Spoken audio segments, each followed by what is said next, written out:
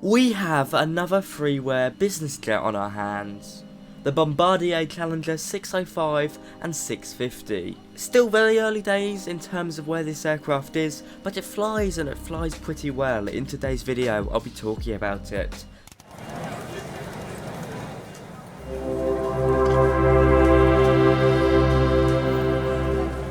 Hello YouTube, I'm Pilot Stud and welcome back to another video.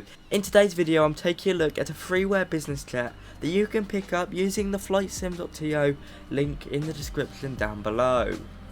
Now let me go into a bit of a background about this aircraft. So the model is actually originally designed for X-Plane 11. The developer has made this, as far as I can tell, all by himself, which is instantly a good point, from the cockpit to the external model to the textures, with the only exception being some of the systems, it seems. So yes, it's the Bombardier Challenger 605 or 650. The only difference between the 650 and the 605 is some of the avionics inside, a redesigned interior cabin, and I think it's got about 5% increase in terms of thrust. So pretty minor, and you don't really feel any of the differences in the sim, with the exception of the livery, because of the type of operator. A bit of background about the Bombardier Challenger anyway. So this is the 600 series, of course. The first variant of this series flew in 1978 and it's still in production to this day. It's got a passenger version related to it, which is the Bombardier CRJ 100 and 200. Of course, this is not the plane we're talking about today though. So let's talk about this aircraft. Well, the cockpit is rudimental to say the least. You can see it hasn't been ported over, which is good, but you can see it was designed for X-Plane 11. You know, it feels like we've gone back 10 or so years. But at the end of the day, it is freeware and still early days. The yoke does move, but sadly the rudders do not. So you do lose a bit of immersion there, but what works does work. So now the systems in place, I don't believe they're working total, I think they're just from the default CJ4, but what does work is functional, so it's certainly a very functional cockpit.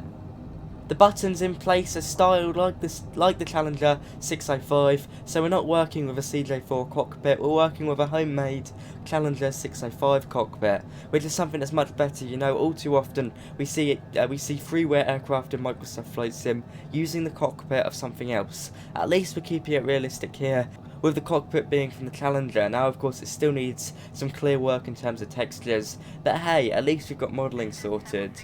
Autopilot and all that works, so the cockpit, while it doesn't all work, what does work is functional, that's what I'd say. And it's certainly better than the previous business jet we took a look at last week, which was also a Bombardier aircraft, I believe, although it's out of my head now. I'll put a picture of it on the screen. Autopilot works, and because autopilot works, it means the FMC works, so you can actually fly it mostly like a proper aircraft. There's nothing too limiting here. Now while we're in the cabin, sounds are pretty good. I don't actually know where they come from. I believe they're custom sounds, but I can't confirm it. And of course the fact that the engines are mounted right at the back of this aircraft does mean it's a bit quieter than having the engines mounted on a wing. Overall, the cockpit isn't too good, but it's a good start, and I hope the developer continues to work on it. Once again, the developer did make this model for X-Plane 11, I think that shows. Hopefully he'll work on it into the future, but hey, it's functional, it does the job, and it allows for good flight. Now because we've got the CJ4 systems in there, you'll recognise the screens, you'll also recognise the FMC. So if you've got experience in the CJ4, you should have no issue using the systems in this aircraft. As the developer says, not all buttons work, but the aircraft is very much usable for flights, and I managed to do a flight from London City to London Heathrow to London City, using of course VFR flying for the obvious reason, using autopilot in the middle, so I know it all works, it works fine. Now let's talk about the external model. Outside, the only thing that really annoys me, and I guess is from X-Plane 11, is the windows. They're not transparent, and I don't believe we've got a cabin in the back there, so I guess it makes sense. I hope it's something he works on in the future, but aside from that, it's acceptable, you know, for freeware, for a developer who's done this in his spare time, clearly. It could do with a bit more detail on the fuselage, but really from afar it looks okay. And then we've also got a few liveries with it. We've got the Jet Netherlands, which is call sign Papa Hotel Hotel Whiskey Mike. We've got VistaJet, which is call sign Oscar Echo India November Alpha. We've got NetJets, the American airliner, which is November 207 Quebec Sierra.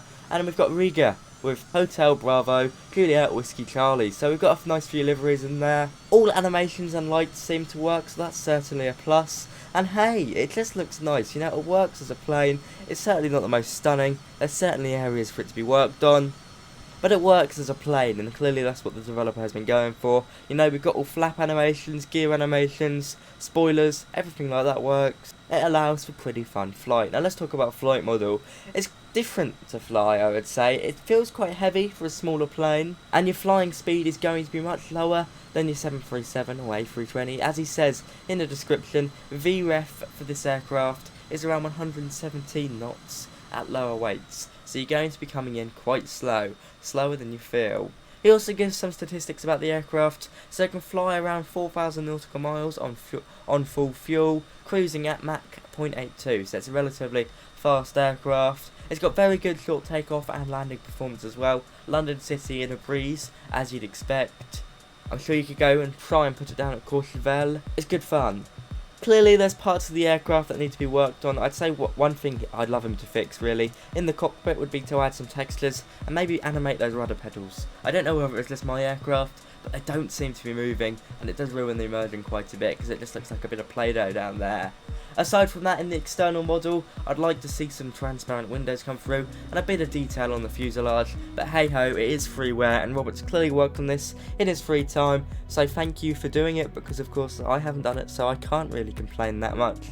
It's things like this that keep the community going, you know. It's really nice to see people putting their love into aircraft that they've obviously got quite a nice connection to. Maybe they've flown it in real life, maybe they've got a friend who pilots it, that kind of thing. I always think is very good, and I'm always very happy to give these smaller models, smaller aircraft, a bit of airtime. I think they deserve it, if anything. From me today, that is all. I hope you've enjoyed this little look into the Bombardier Challenger 605 and 650. I do recommend it, you know, it's a bit of fun. It doesn't look great in places, but it's certainly a good start. From me today, that is all. I'll see you around. Thank you so much for watching. Bye bye.